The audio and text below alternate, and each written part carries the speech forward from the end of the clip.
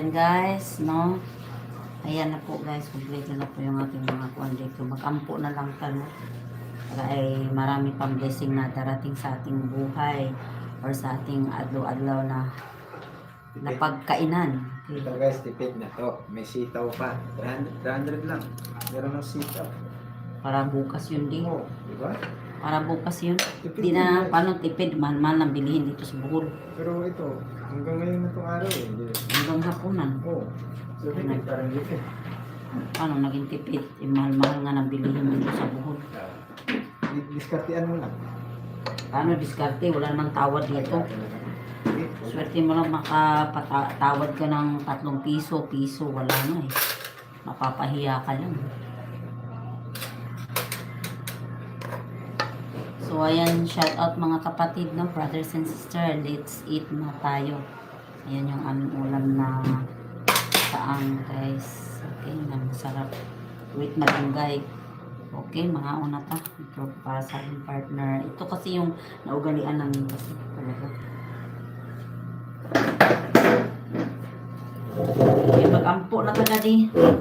Let's pray. Napada kay suka din na day.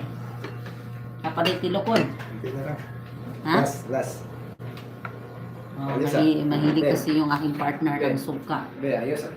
Oh, ito na. Ito sa'yo daddy, mas marami. Okay, mag-ampo na kami.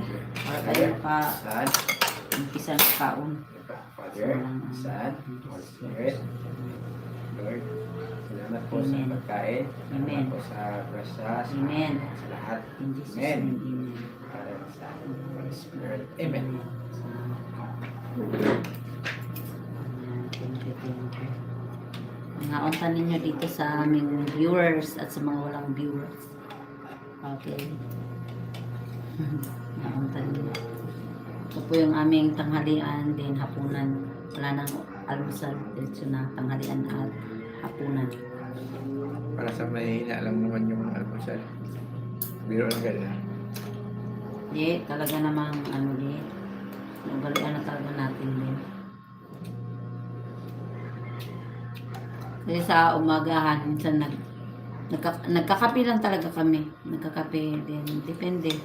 Pag nagtitinapay or walang tinapay. Ganun. Biskuit din. Biskuit. Paborito naman to guys. Ang malinis kasi to na ano eh.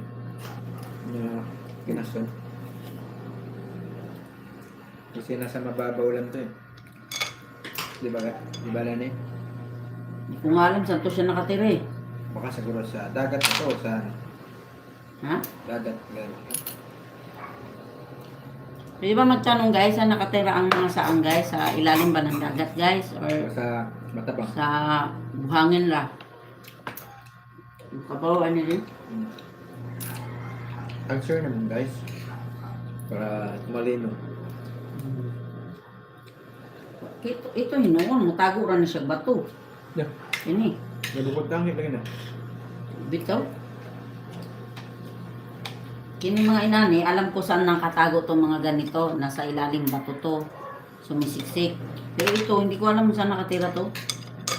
Ang isip ko, baka sa buhangin ba?